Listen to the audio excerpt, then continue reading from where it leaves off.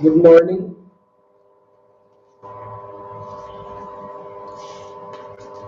Class B metal तक हो गया था,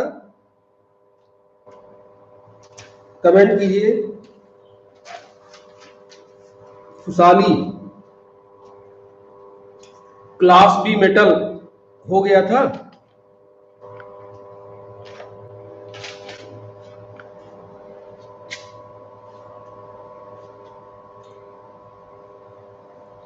तो बॉर्डर लाइन लिखना है शायद, border line.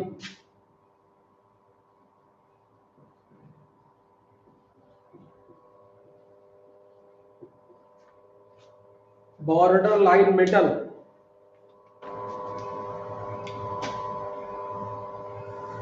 Border line metal. तो नोट कर लीजिए,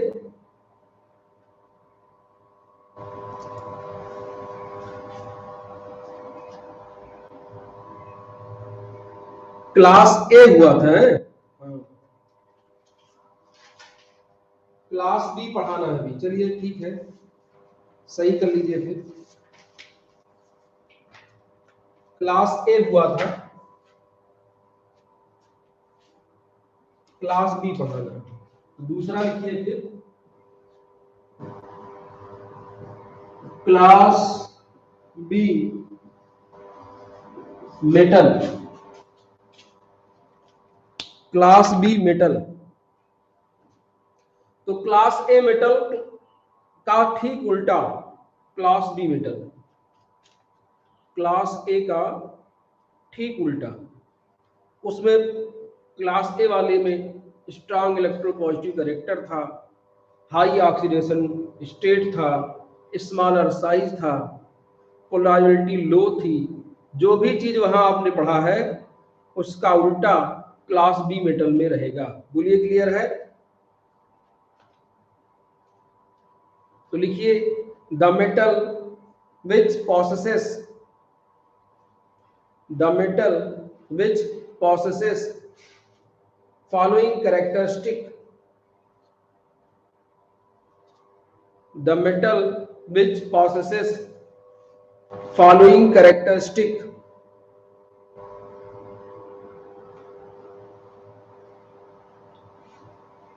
following characteristic called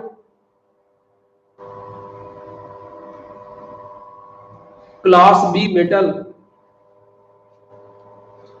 the metal which possesses following characteristic called class B metal,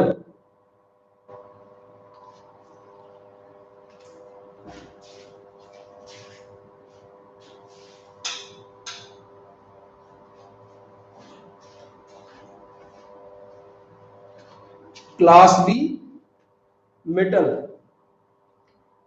ठीक है भाई, खुशी सही हुआ। आज तो डायरेक्ट यूट्यूब पे है, इसलिए इससे बेटर और क्या हो सकता है। अब अगर गड़बड़ है तो वो नेटवर्क की प्रॉब्लम है। चलिए नोट करिए, ऐप दरअसल अपडेट हो रहा है और क्लास का आपके टाइम हो गया है, इसलिए डायरेक्ट इसी पे आ गए हैं। अपडेशन की वजह से समय लगेगा उसमें। चलिए लिखिए, पहला लेस इलेक्ट्रोपॉजिटिव, निम्न करेक्टर हो तो पहले जो क्लास ए में था उसका ठीक उल्टा।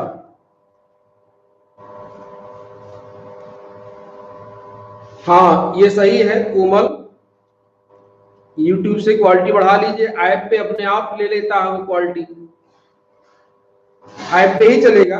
अब आज वो अपडेट हो रहा, उतना देर बैठते तभी आप वहां से फोन करते। लिखिए, पहला लेस इलेक्ट्रोपॉजिटिव, दूसरा have relatively field D orbital, have relatively field D orbital, यानी यस की तुलना, ए की तुलना में बी वाले में जो ऑर्बिटल्स हैं वो और भरे होंगे। रिलेटिवली फिल्ड d ऑर्बिटल, तीसरा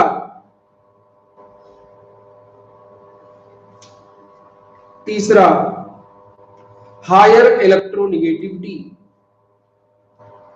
और इसके पहले वाले में आपने लिखा था लो इलेक्ट्रोनिगेटिविटी। हायर इलेक्ट्रोनिगेटिविटी,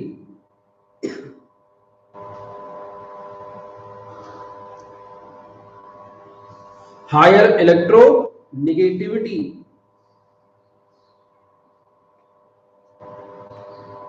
उसके आगे अगले अगले पॉइंट में low positive oxidation state, low positive oxidation state, low positive oxidation state,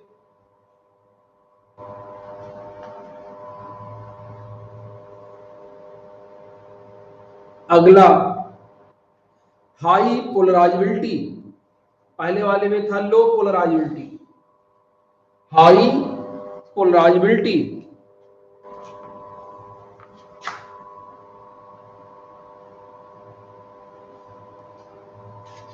सारे पॉइंट क्लियर हैं?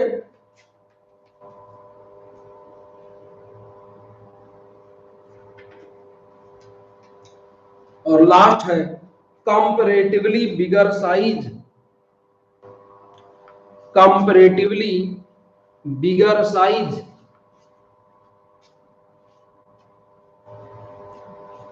Comparatively bigger size.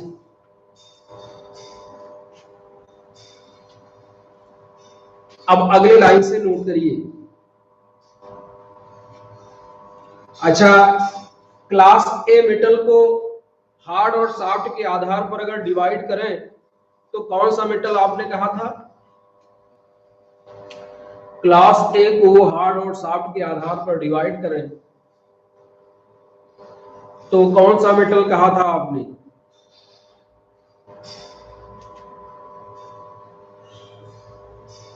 बताइए भैया। एक लाइन लिखे हैं कि क्लास ए मेटल को और क्या कहते हैं, ये एक आपने नोट किया हुआ एक लाइन।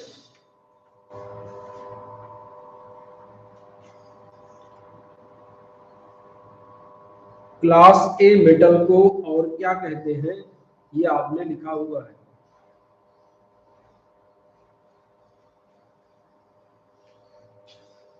चलिए नहीं देंगे जवाब, अगले लाइन से लिखिए।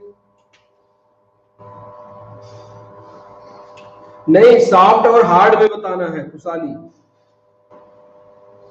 क्लास ए मेटल को सॉफ्ट और हार्ड में बताना है। पहले वाले में देखिए हमने लिखाया हुआ है, लिखिए अगली लाइन से लिखिए। ये पॉइंट्स हो गए, अब अगले पैरा से लिखिए। These metal form pi bond, these metal form, हाँ अब सही आया, हार्ड एसिड या हार्ड मेटल, तो उसके बाद ये वाला सॉफ्ट हो जाएगा। अब सही है, चलिए लिखिए। These metal form pi bond with ligand, these metal form pi bond with ligand, full stop। metal dash ligand, metal ligand bond in complex, metal ligand bond in complex is covalent,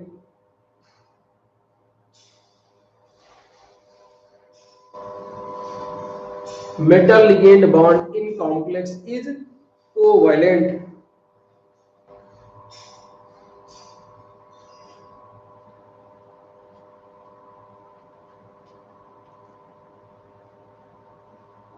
अब इसको अगले line से highlight करके लिख लीजिए। Class B metal are also called soft acid,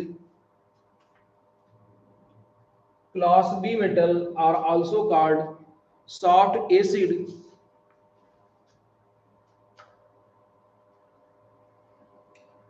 class B metal are also called soft acid। और soft metal.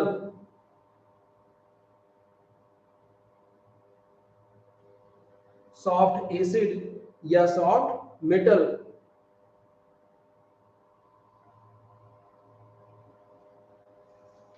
ठीक है भैया, फिर आगे लिखिए अगले लाइन से, the order of stability of complex,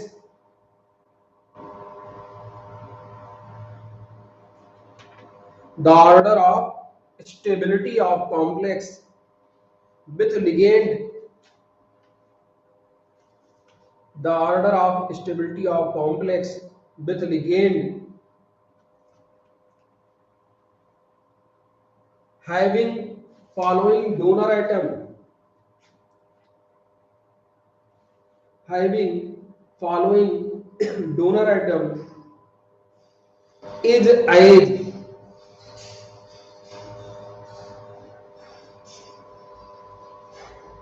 following donor atom is as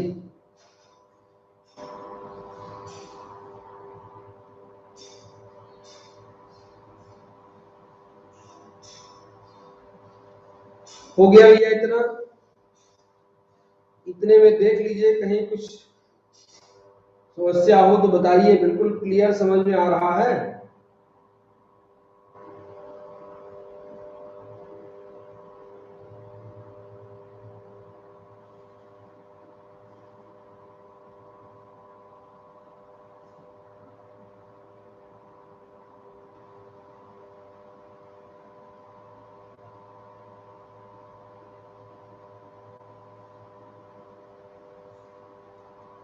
चलिए तो नोट कर लीजिए इसको।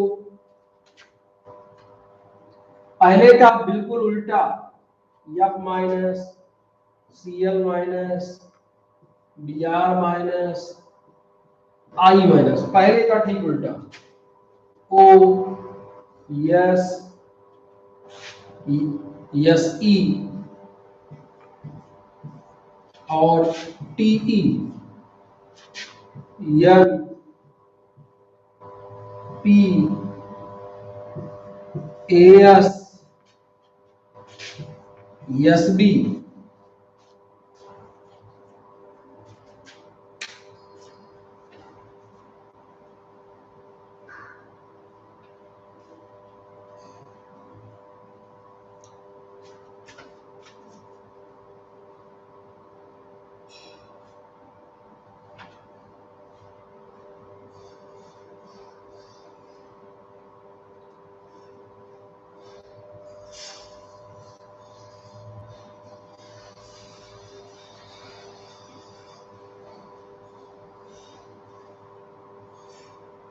नोट हो जाए तो बताएं।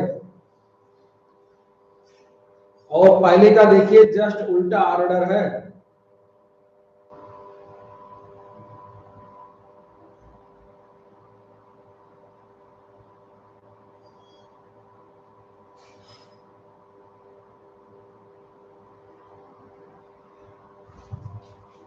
चलिए आगे लिखिए अगले लाइन से, class B metal form stable complex with CO carbon monoxide, class B metal form stable complex with CO olefins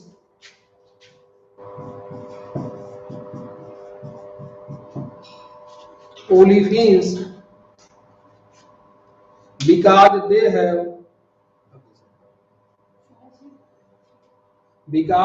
have vacant pi orbital, because they have vacant pi orbital।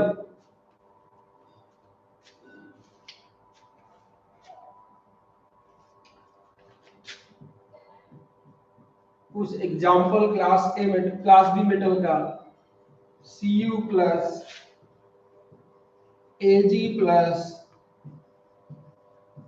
Au plus Tl plus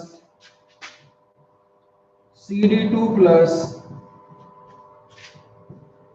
Hg2 2 plus Pd2 plus platinum 4 plus ETC।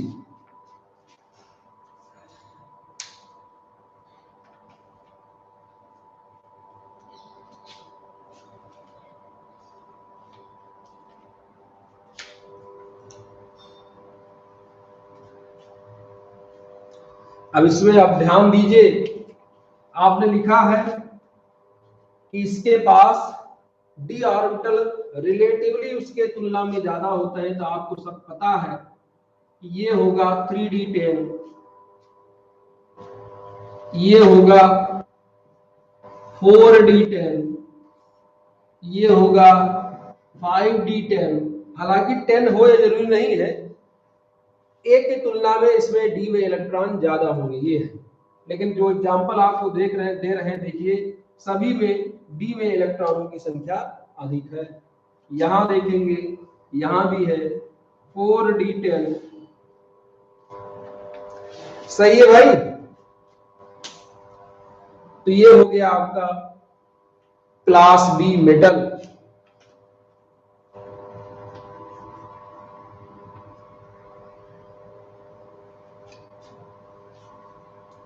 अब तीसरी heading यानी border line.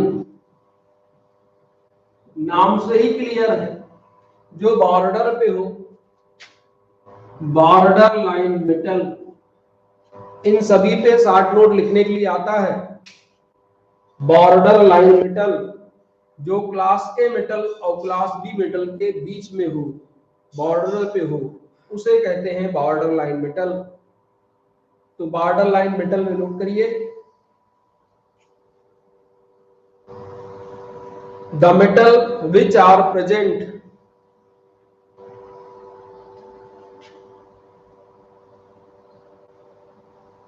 between class A metal and class B metal.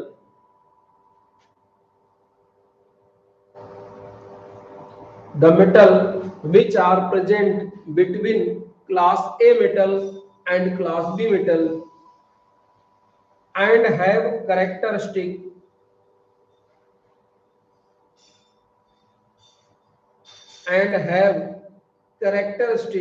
between them, have characteristic between them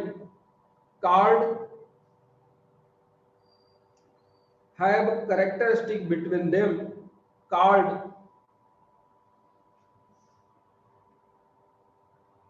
class B metal. इसको inverted comma में कर लीजिए, जो दोनों के बीच में उपस्थित है और जिसका करेक्टर दोनों के बीच में होता है, जिसका करेक्टर दोनों के बीच में होता है, उसे बॉर्डर लाइन मेटल कहते हैं। लिखिए आगे, border line metal include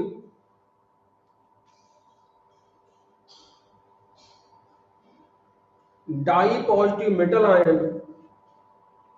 border line metal include dipositive metal ion of 3D series.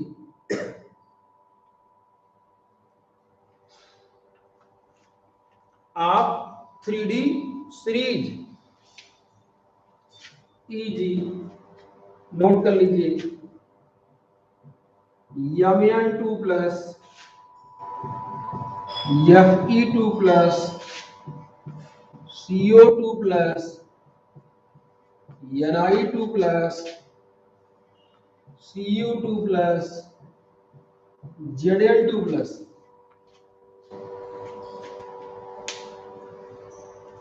Class A और क्लास बी के बीच में हो, ये मुख्य रूप से 3D सीरीज के first row of transition series के एलिमेंट हैं, dipositive element, dipositive ion है।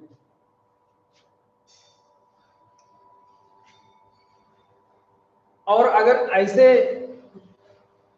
सेंट्रल मेटल की स्टेबिलिटी बताना हो, जो सेंट्रल मेटल लिखे गए हैं, अगर इनसे कॉम्प्लेक्स बने, यानी इनसे कोई कॉम्प्लेक्स हाइड्रोजन कॉम्प्लेक्स बन जाए, Mn X6 2 प्लस इससे बन जाए Fe(x6), हेलोजन है तो 4 minus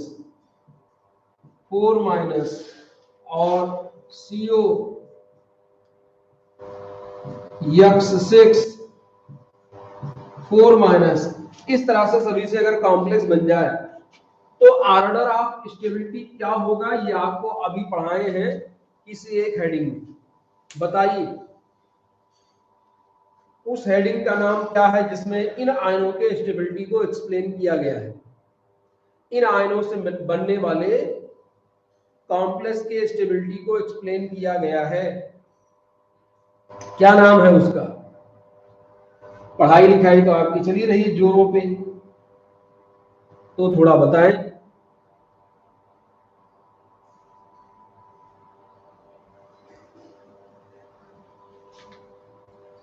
Irving William order of stability नहीं था भैया, Irving William order of stability था, तो ये नोट कर लीजिए ऊपर वाला केवल। हाँ, विशाल पांडे सही लिखे, Irving William order of stability, तो ये नोट कर लीजिए। तो ये आपका हो गया class A metal, class B metal, border line. किसी को इसमें कुछ पूछना हो तो बताइए, नहीं तो अगली हेडिंग पे चला जाए। देख लीजिए कुछ पूछने लायक हो, क्लास ए क्लास बी पे शॉर्ट नोट आता है, जाने रहिए।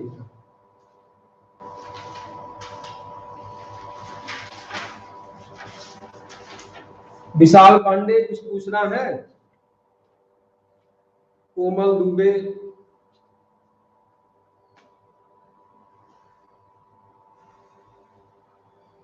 नहीं तो फिर क्लास ए क्लास बी पूरा हो गया। अब फैक्टर कई लिख रहे थे, तो एक आपने लिखा था चार्ज और साइज, दूसरा लिखा था इरविंग विलियम ऑर्डर, तीसरा हो गया क्लास ए क्लास बी, और चौथी हेडिंग नंबरिंग सुन लीजिए। पहला था आपका चार्ज और साइज, दूसरा था Irving William order of stability, तीसरा था क्लास ए क्लास बी, और उसके आधार पर चौथा नंबर, उसके आधार पर चौथा number electronegativity of central metal ion, electronegativity of central metal ion, electronegativity of central metal ion.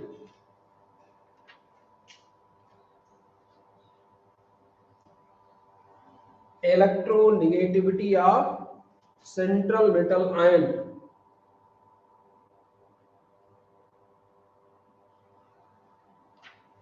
तो भैया कोऑर्डिनेट बॉन्डिंग में क्या होता है, जो मेटल आयन है, मेटल आयन को ligand lone pair electron donate करता है। तो अगर मेटल आयन की इलेक्ट्रोनेगेटिविटी,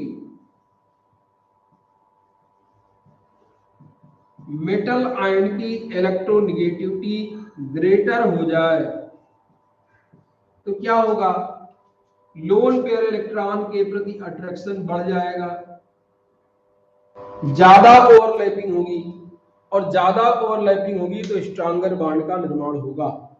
बोलिए ऐसा है? ऐसा सही है? अगर सेंट्रल मेटल आयन की इलेक्ट्रोनेगेटिविटी बढ़ जाए तो लिगेंड के इलेक्ट्रॉन के प्रति उसका अट्रैक्शन ज्यादा हो जाएगा, इलेक्ट्रॉन को ज्यादा अट्रैक्ट करेगा, मैक्सिमम ओवरलैपिंग होगी या मोर ओवरलैपिंग होगी, जिससे कंपैरेटिवली स्ट्रॉन्गर बॉन्ड का निर्माण होगा, जिससे कॉम्प्लेक्स की स्टेबिलिटी बढ़ जाएगी। क्यों सही है भाई?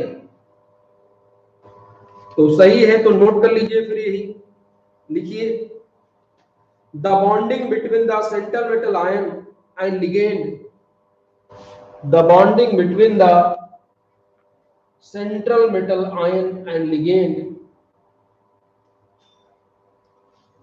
the bonding between the center metal ion and ligand is due to donation of lone pair electron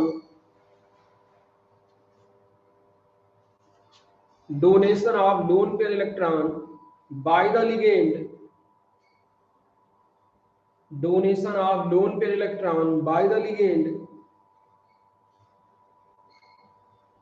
to central metal ion. Donation of lone pair electron by the ligand to central metal ion. और bracket में इसको note कर ले,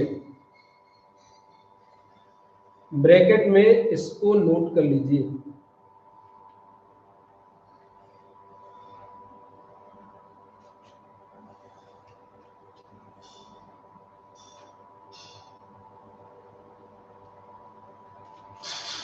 आगे लिखिए, the central metal ion with higher electronegativity, thus the central metal ion with higher electronegativity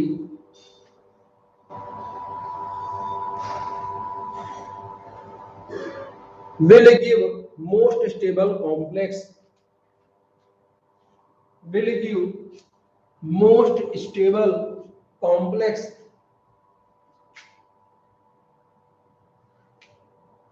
तो फिर अगर कॉम्प्लेक्स बनाए Mn to oxidation state F6 square bracket पे 4 माइनस और CO to oxidation state F6 square bracket पे 4 minus. तो अगर हम इसको लिखें फर्स्ट आपको बताने के लिए और इसको लिखें सेकंड, तो बताइए किसकी स्टेबिलिटी ज्यादा होगी, एक या दो?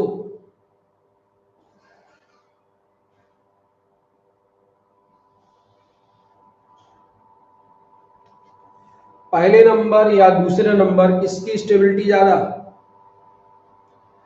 जिसके सेंट्रल मेटल की इलेक्ट्रोनेगेटिविटी ज्यादा, जिसके सेंट्रल मेटल की 2 नंबर की स्टेबिलिटी ज्यादा, क्योंकि हम जानते हैं कि पीरियड में लेफ्ट टू राइट जाने पर इलेक्ट्रोनेगेटिविटी इंक्रीज होती है, और यहां आपने लिखा है इलेक्ट्रोनेगेटिविटी बढ़ने के साथ स्ट्रॉन्गर बॉन्ड बनाएगा सेंट्रल मेटल लिगेंड के साथ, और इस तरह से स्टेबल कॉम्प्लेक्स बनेगा। यही एग्जांपल नोट कर लीजिए, अब ये भैया आपका हो गया, properties of central metal ion. क्यों? अब इसके आधार पर अगर वहां आप याद देखिए लिखाया गया होगा properties of central metal ion, तो आप हेडिंग डालेंगे कैपिटल बी में प्रॉपर्टीज ऑफ लिगेंड,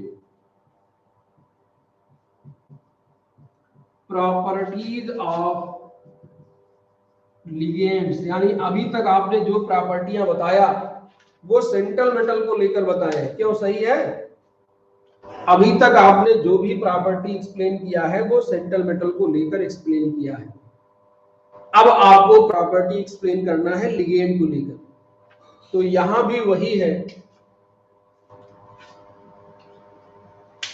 इसको हेडिंग डाल लीजिए, लिखिए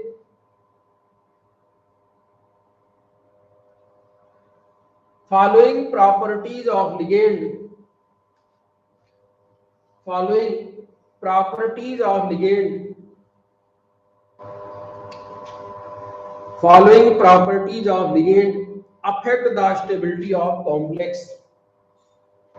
affect the stability of complex,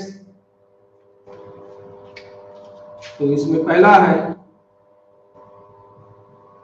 size and charge, ये हेडिंग है size and charge of ligand, size and charge of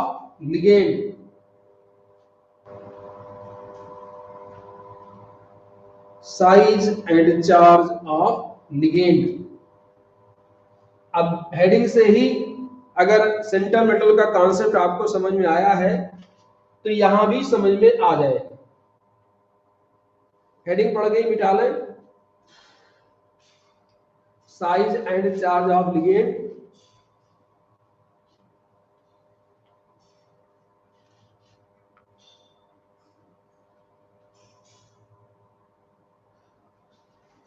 अब थोड़ा सा देखिए, अगर कोबाल्ट है थर्ड ऑक्सीडेशन स्टेट में,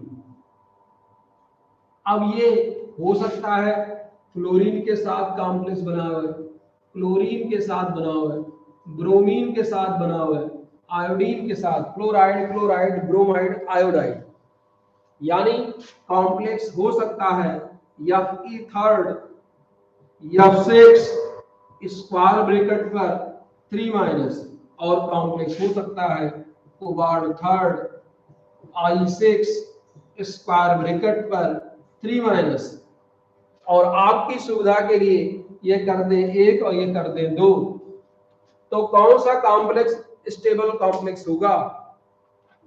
अगर आप लिगेंड के चार्ज और साइज के आधार पर एक्सप्लेन करते हैं, अगर आप लिगेंड के चार्ज और साइज के आधार पर एक्सप्लेन करते हैं तो कौन सा कॉम्प्लेक्स स्टेबल होगा?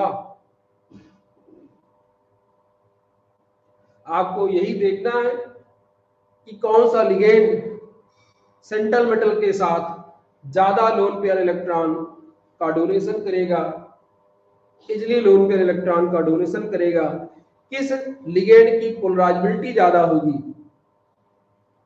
स्टेबल कॉम्प्लेक्स बनना है भैया।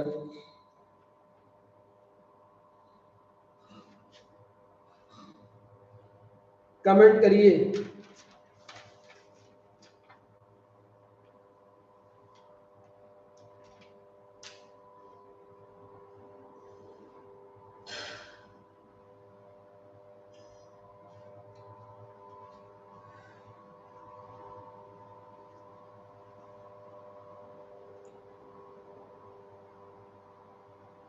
अभिषेक 6 लिखे हो, 2। हाँ तो चलिए लिखिए, लिखिए, बस यही है, बात समझ में आ गई, लिखिए।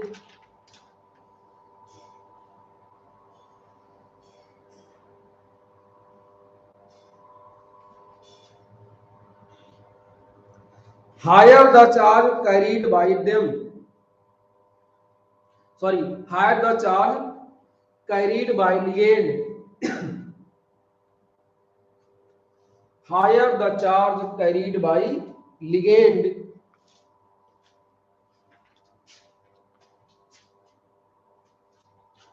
higher the charge carried by ligand and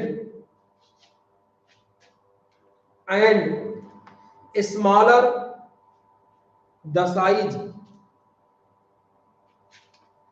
या smaller their size, higher the charge carried by ligand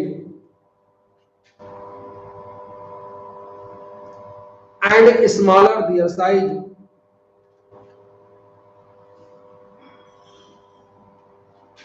comma, form more stable complex, form more stable complex।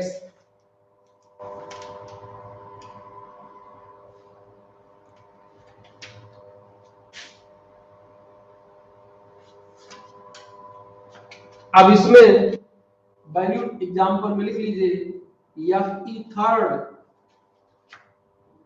F square bracket में 2+ और दूसरा है Fe third Cl square bracket पर 2+। इसका log beta value है 10⁻⁶, इसका log beta value है 20। जितना लिगेंड स्मॉलर होगा, जितना चार्ज ज्यादा होगा, उतना स्टेबल कॉम्प्लेक्स का निर्माण होगा। अगर ये इससे क्लियर ना हो तो आप इस पे क्रिस्टल फील्ड थ्योरी से भी समझ सकते हैं। Crystal field theory second year में पढ़ाए थे और यहाँ आगे फिर पढ़ेंगे। उसमें क्या था कि जो सेंट्रल मेटल है वो पॉजिटिवली चार्ज होता है, जो लिगेंड है वो निगेटिवली चार्ज होता है। अब जितना दोनों पे पॉजिटिविटी और निगेटिविटी की वैल्यू ज्यादा होगी उतना स्ट्रॉन्गर अट्रैक्शन होगा और उतना स्टेबल कॉम्प्लेक्स बनेगा, उतना स्ट्रॉन्गर अट्रैक्शन होगा, स्ट्रॉन्गर बॉन्ड बनेगा और उतना ही स्टेबल कॉम्प्लेक्स होगा। बोलिए, कमेंट करिए। क्रिस्टल फील्ड थ्योरी को अप्लाई करके भी इसको समझ सकते हैं, जिसके अनुसार सेंट्रल मेटल पॉजिटिवली चार्ज होता है, लिगेंड निगेटिवली चार्ज होता है। दोनों के बीच जितना चार्ज ज्यादा होगा, पॉजिटिविटी निगेटिविटी अपोजिट चार्ज की वैल्यू जितना ज्यादा होगा उतना स्ट्रॉन्गर बॉन्ड का निर्माण होगा और उतना स्टेबल कॉम्प्लेक्स बनेगा। बोलिए, किसी को कोई दिक्कत?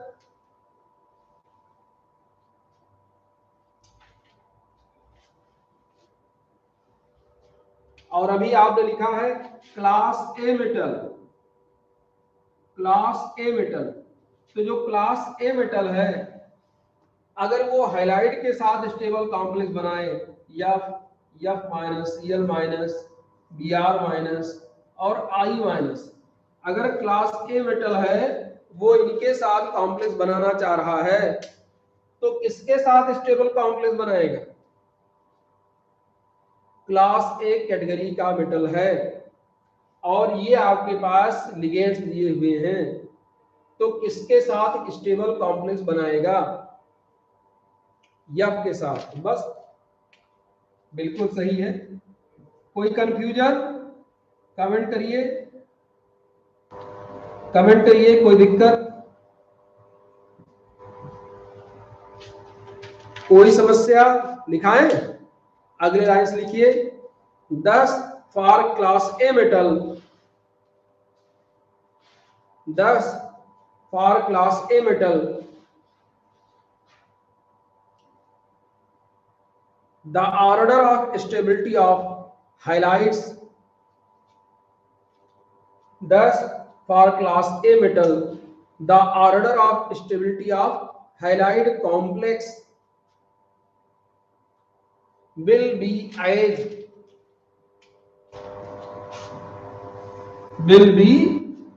इसको नोट कर लीजिए। क्लास ए मेटल हो और हाइलाइड कॉम्प्लेक्स हो तो जो स्टेबिलिटी का ऑर्डर होगा वो ये होगा।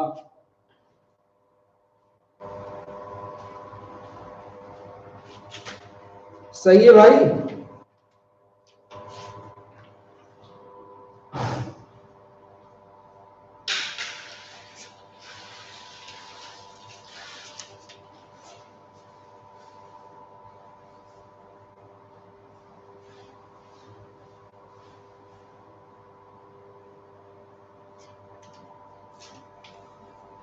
इसको कॉम्प्लेक्स के रूप में दिखाना चाहें तो CO थर्ड F6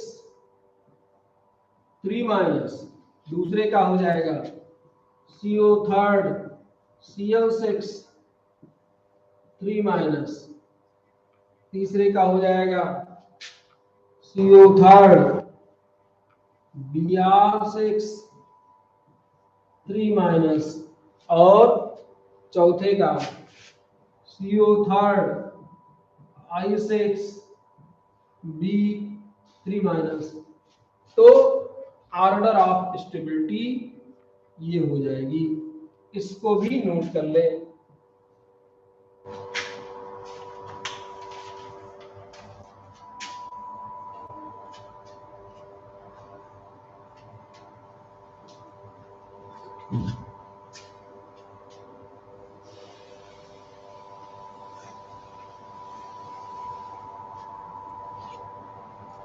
अच्छा, यही अगर कॉम्प्लेक्स क्लास बी मेटल के साथ बनाता है, जैसे Ag के साथ, Ag 1 oxidation state F2 1 minus, Ag 1 oxidation state Cl2 1 minus, AG BR2 1 minus AG I2 1 minus.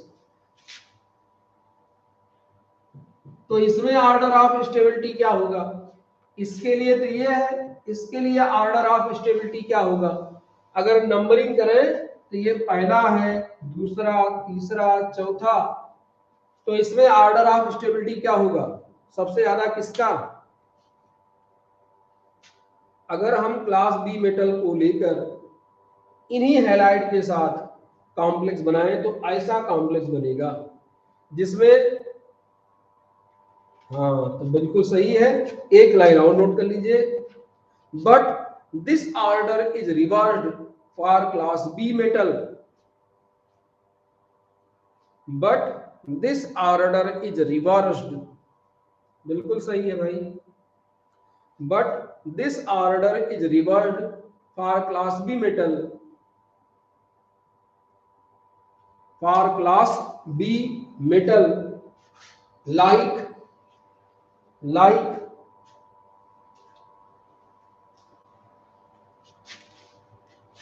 like platinum 2 oxidation state Ag plus Cu plus या 1 ऑक्सीडेशन स्टेट ऐसे ही लिख दे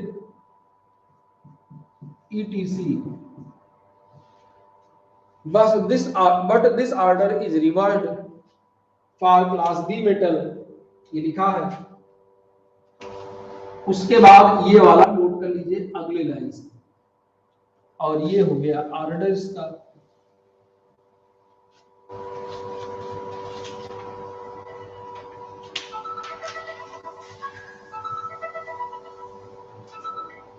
हेलो, हाँ भी कहाँ खुल रहा है? वो तो परेशान हो गए, यूट्यूब पे पढ़ा रहे हैं।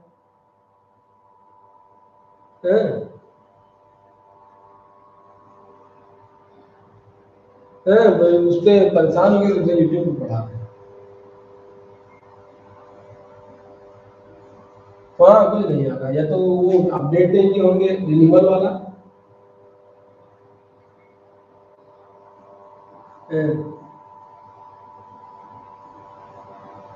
तो कल तक तो अभी रहा समय सही रहा।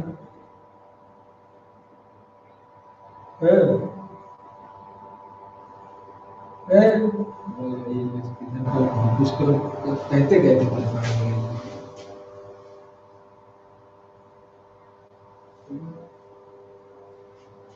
वही तो कर रहे हैं,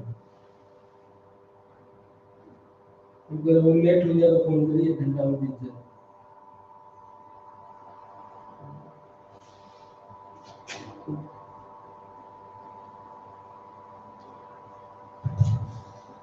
हो गया भैया,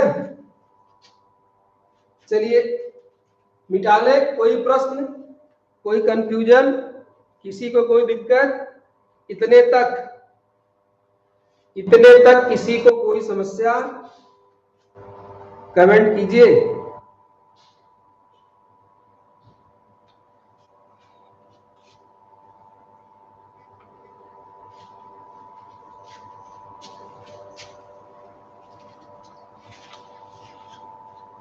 अब दूसरी हेडिंग डालिए, बेसिक कैरेक्टर ऑफ लिगेंड।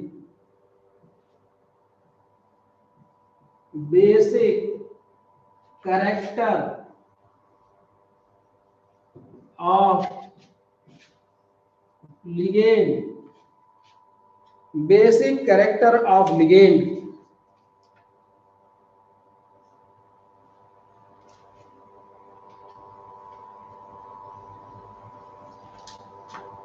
अब बेसिक कैरेक्टर के लिए पहले तो आप बताइए, ये है F माइनस, ये है Cl माइनस, ये है Br माइनस, ये है I माइनस, तो किसका बेसिक कैरेक्टर ज्यादा होगा? पहले तो आप ये क्लियर करिए कि बेसिक कैरेक्टर किसका ज्यादा होगा। बेसिक कैरेक्टर को आप इसको लुईस कॉन्सेप्ट के आधार पर देखेंगे, तो अगर लुईस कॉन्सेप्ट के आधार पर देखते हैं तो जिसमें लोन पेयर इलेक्ट्रॉन देने की एबिलिटी ज्यादा होगी उसका बेसिक कैरेक्टर ज्यादा होगा। तो ये एक ग्रुप के एलिमेंट हैं और लुईस कॉन्सेप्ट में आपने पढ़ा है कि ग्रुप में नीचे से ऊपर जाने पर डोनर एटम की साइज छोटी हो जाती है, इसलिए लोन पेयर इलेक्ट्रॉन डोनेशन की एबिलिटी बढ़ जाती है। साइज छोटी हो जाती है, साइज छोटी होने के कारण उसके इलेक्ट्रॉनों में म्यूचुअल रिपल्सन होता है, जिससे इलेक्ट्रॉन के बाहर निकलने की, दूसरे शब्दों में डोनेट करने की एबिलिटी बढ़ जाती है। तो फिर क्लियर हुआ? इसको किससे रिलेट करना है? बेसिक कैरेक्टर ऑफ लिगेंड को बताने के लिए इसको लुईस कॉन्सेप्ट से जोड़ना है। लुईस कॉन्सेप्ट के आधार पर लोन पेयर इलेक्ट्रॉन डोनर और बेस, तो आप देख लीजिए जिसमें lone pair electron easily donate हो उसका बेसिक कैरेक्टर ग्रेटर होगा।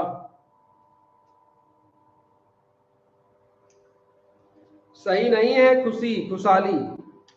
बेसिक कैरेक्टर फिर से देख लीजिए, F माइनस पे 4 लोन पेयर,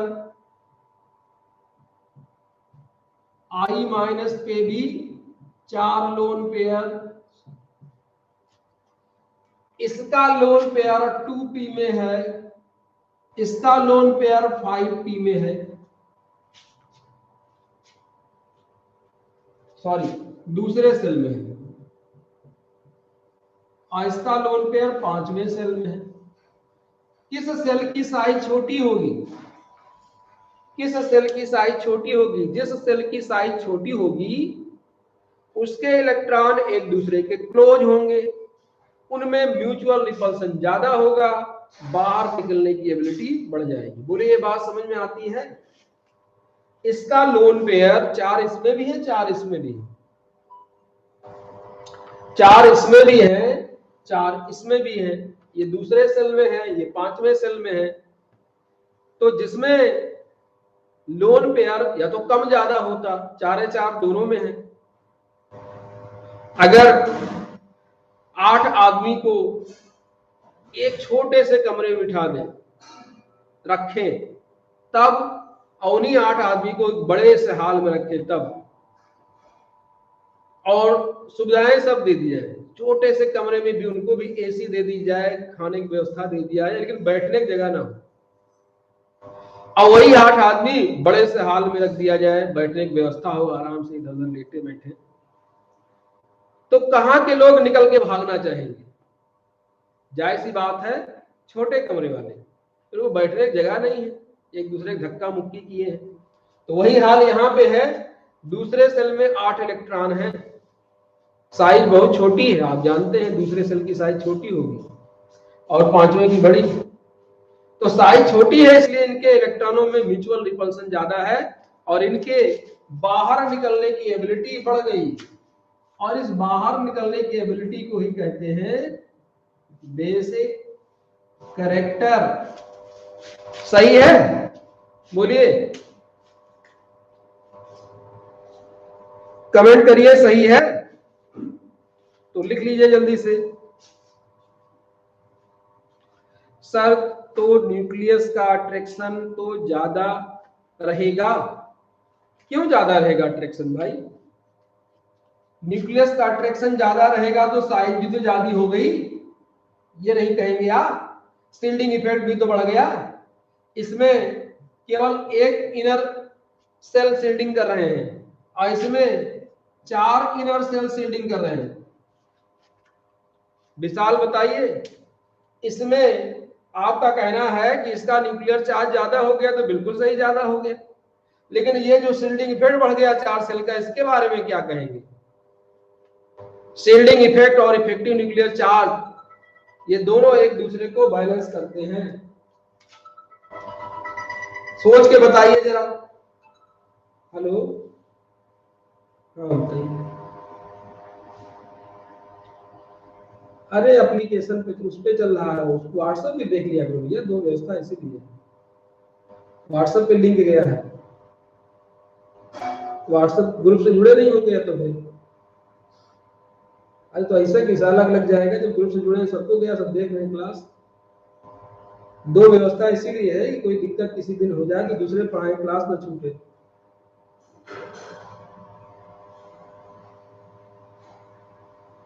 अरे भैया तो ग्रुप में नहीं जुड़े होंगे, कहे तो नहीं इसलिए ना, व्हाट्सएप ग्रुप में जुड़े हैं।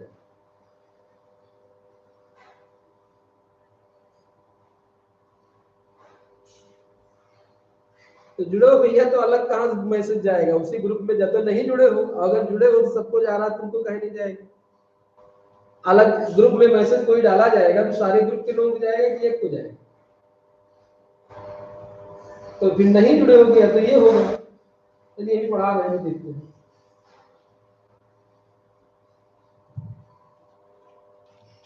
बोलो भैया, बताओ।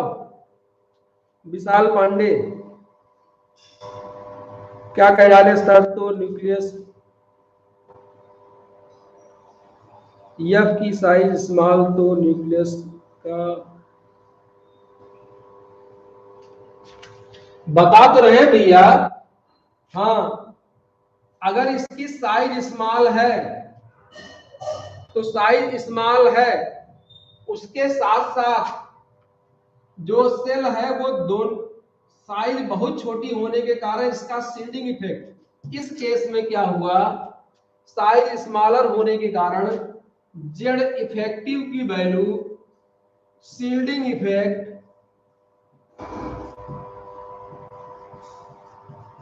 जेड इफेक्टिव की वैल्यू शील्डिंग इफेक्ट की तुलना में कम हो गया।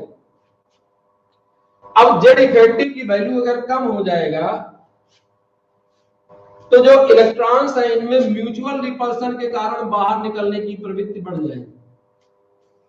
भाई अगर आप सीधी सीधी बात है, आपने अभी कहा कि F माइनस का बेसिक कैरेक्टर Cl माइनस या I माइनस से ज्यादा होगा, तो भाई किस आधार पे कहा? इसका मतलब लोन पेयर इलेक्ट्रॉन डोनेशन की, और यही में नहीं है और में भी। जैसे हम आपसे पूछते हैं NH3 और PS3, NH3 और PS3 में किसका बेसिक कैरेक्टर ज्यादा? वही चीज सभी में है, यहां भी वही। इसमें लोन पेयर दूसरे सेल में है, इसमें लोन पेयर तीसरे सेल में है। आप एक फैक्टर को देख रहे हैं, दूसरे को नहीं देख रहे हैं। आपका कहना है कि साइज छोटी है, साइज छोटी होने के कारण न्यूक्लियर अट्रैक्शन ज्यादा होगा, ये बात बिल्कुल सही है। लेकिन यहाँ पे दूसरा फैक्टर ये है कि जो 8 इलेक्ट्रॉन है वो दूसरे सेल में है और यहाँ पे 8 इलेक्ट्रॉन 5वें सेल में है। तो अब शील्डिंग इफेक्ट क्या होता है? शील्डिंग इफेक्ट यही होता है कि किसी और सबसेल में जो इलेक्ट्रॉन्स हैं उनकी संख्या ज्यादा होने के कारण वो म्यूचुअल रिपल्सन करते हैं और रिपल्सन करके के वो फैलते हैं, और जब फैलते हैं तो अगले वाले यानी आउटर सेल के करीब जाते हैं, उसको बाहर ढकेलते हैं। यही है शील्डिंग इफेक्ट। तो इसमें 8 इलेक्ट्रॉन दूसरे सेल में है, साइज छोटी है सेलों की, इसमें 8 इलेक्ट्रॉन 5वें सेल में है। अब जब साइज छोटी है तो इसमें इलेक्ट्रॉनों के बाहर निकलने की टेंडेंसी ज्यादा होगी, और इलेक्ट्रॉन के बाहर निकलने की टेंडेंसी ही बेसिक कैरेक्टर है। विशाल कमेंट करिए जरा जल्दी से, विशाल कमेंट करिए।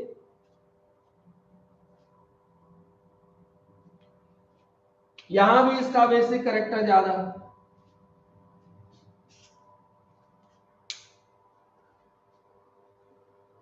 हाँ, यहां भी वही हाल है, जहां भी लोन पेयर वाले हैं उन सब में यही OH माइनस SH माइनस, यहां भी यही हाल, जहां भी देखेंगे सब में यही।